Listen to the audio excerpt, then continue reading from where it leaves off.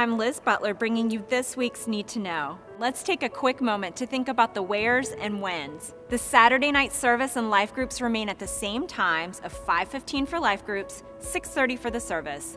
This will continue to be a more contemporary service and will meet in Faith Hall. On Sunday mornings, we have 3 times for services and life groups. The first service time is 8:30 and all 3 venues are open. Faith Hall is the main venue for the traditional service, with Henry Chapel being open as an overflow location. The Student Center will be open for a more contemporary musical style, but showing Pastor David live from Faith Hall for the message.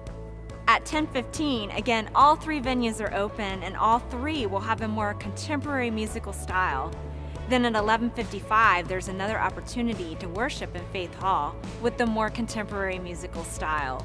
Faith Hall will certainly be a busy hub of activities, serving as the central location for capturing video to feed into the Student Center and Henry Chapel. I want to point out parking options for Faith Hall are the lots next to the building, as well as the First Academy Lower School lot. We'll have entrances open in the front and back of Faith Hall to make it easily accessible to you. You can also park over by Welcome Center B and take the sidewalk by the portables over to Faith Hall. Life groups will meet at all 3 of these service times, and I'd like to encourage you to get involved in a life group if you aren't already in one.